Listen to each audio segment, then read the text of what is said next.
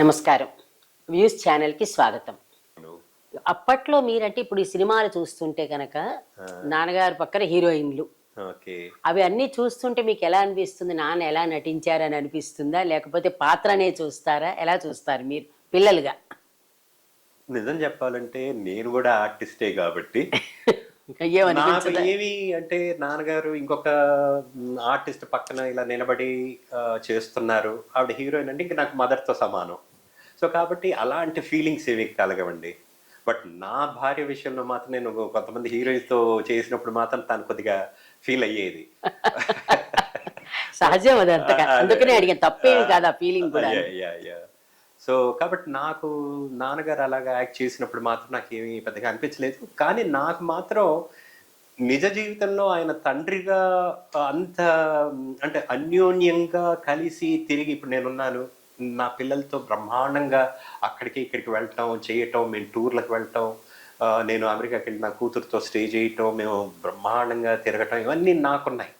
అంటే నా life style is different కాబట్టి నేను నా పిల్లలతో చేయగలుగుతున్నాను. బట్ మా ఫాదర్‌తో నేను అది చేయలేకపోయాను. అంటే అప్పటి తరంలో కూడా కొంచెం తక్కువుండేది. యాహ్! అది కూడా తక్కువుండేది. బట్ ఈయన విషయంలో మాత్రం బిజీగా ఉండటం వల్ల, ఆ పర్సనల్ అంటే కెరియర్ వల్ల నాకు ఆ ఛాన్స్ దొరకలేదు కాబట్టి, నేను సినిమాలు చూస్తున్నప్పుడు మాత్రం నేను కొద్దిగా ఒక ఆనందంతో చూడటం మాత్రం అది ఉంటుందండి. ఆయన్ని అలా తనివి తీరా అక్కడ చూసుకుంటూ ఎంజాయ్ చేస్తాను. ఎస్పెషల్లీ ఆయన మ్యూజిక్ అంటే నాకు గూడా పర్సనల్‌గా ఇష్టం. తర్వాత నాకు చాలా తనకి సినిమా పాటల్లో సోషల్ సినిమాలో నాకు నచ్చిన ఒక పాట ఏంటంటే తను 'పద్మనాభం' గారు మన కమెడియన్ పద్మనాభం గారు మా నాన్నగారికి బాగా క్లోజ్ అన్నమాట. హ్మ్. ఇన్‌ఫాక్ట్ ఆయన మా నాన్నగారిని నాన్నగారనే పిలిచేవారు.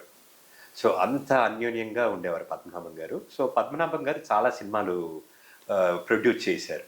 సో, దాంట్లో ఆయన లాస్ట్ ఒక సినిమా ప్రొడ్యూస్ చేశారన్నమాట. 'శ్రీ శ్రీ శ్రీ మర్యాద మర్యాద రామన్న.' రామన్న. సో, ఈ సినిమానే యాక్చువల్లీ ఎస్‌పి బాలసుబ్రహ్మణ్యం గారికి ఎంట్రీ. ఫస్ట్ సినిమా అవును. ఎంట్రీ. ఎంట్రీ. సో, ఈ సినిమాలో నాన్నగారు ఒక గెస్ట్ క్యారెక్టర్‌లో ఒక మునీశ్వరుడుగా యాక్ట్ చేశారనమాట. సో, ఈ సినిమా ద్వారా నాన్నగారు అంటే సినిమాలో క్యారెక్టర్స్ ఈ ఈ ఒక పాట పాడారనమాట.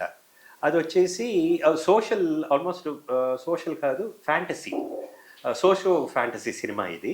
సో, ఆ సందర్భంలో ఆహ్, బాలు గారు, మా నాన్నగారు, పివి శ్రీనివాస్ గారు, సుశీల గారు నలుగురు కలిసి ఒక పాటను పాడతారు. హ్మ్.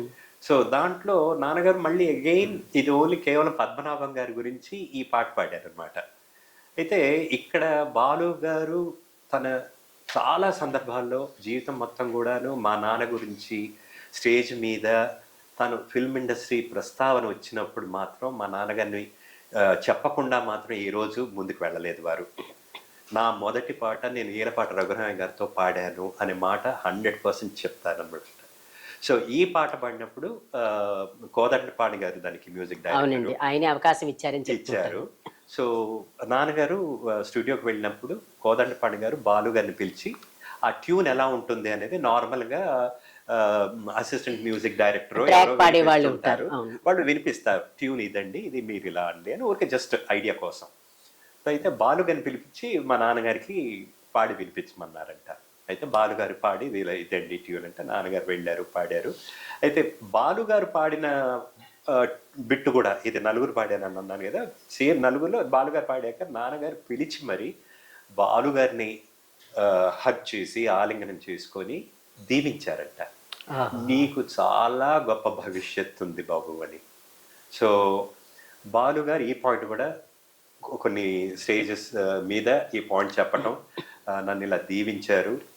సో, మనం చెప్పలేము కొంతమంది వాక్కు అలా ఉంటుంది. అది మనస్ఫూర్తిగా దీవించే వాక్కు. సో, దైవ వాక్కులాగా మనకు. సో, అది ఆయన నన్ను దీవించటం, నేను ఈ ఎత్తుకు ఎదగటం అని కొన్ని ఫంక్షన్స్ నేను గూడా అటెండ్ అయిన ఫంక్షన్స్‌లో అది మాట చెప్పడం జరిగిందనమాట.